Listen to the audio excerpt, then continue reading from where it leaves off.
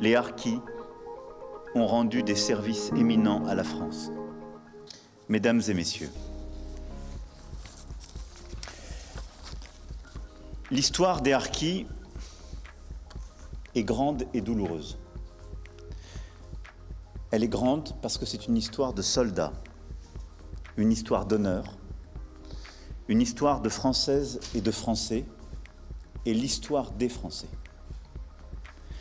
Elle est douloureuse, et vos mots à tous les quatre l'ont montré, parce que c'est l'histoire de déchirure.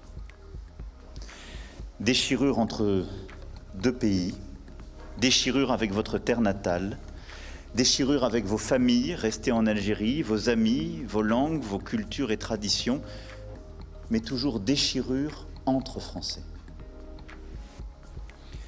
C'est la tragédie d'une fidélité bafouée plusieurs fois par les massacres en Algérie,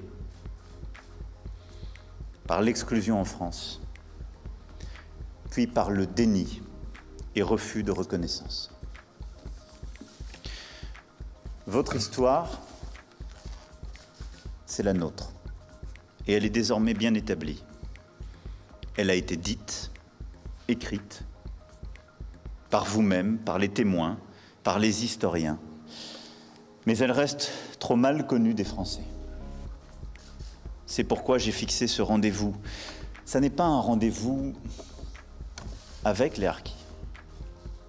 C'est un rendez-vous avec la vérité, avec la France, avec une part de nous.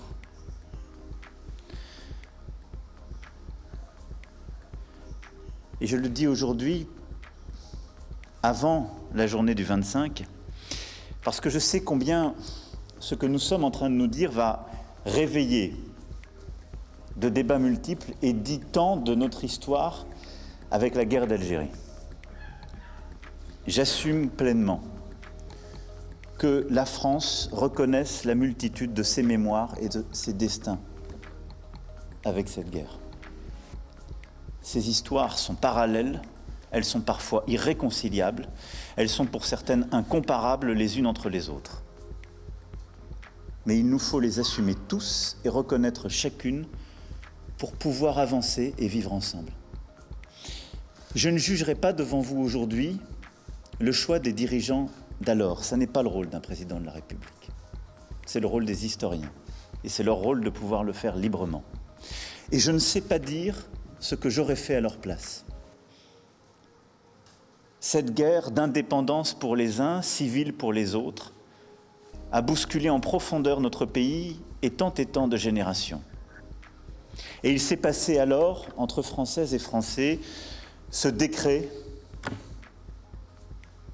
entre Athènes et Sparte, celui du silence et du devoir d'oubli, pour pouvoir simplement continuer de vivre ensemble, ne plus dire, refuser de se souvenir, d'ouvrir chaque sujet.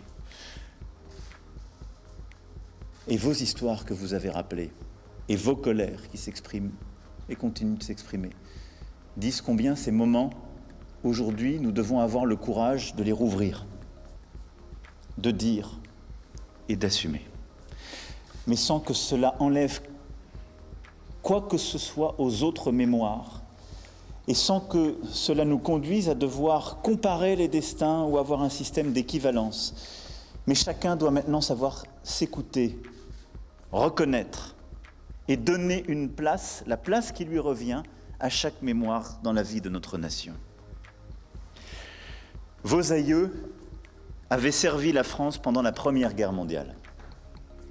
Vos grands-pères et vos pères l'avaient servi pendant la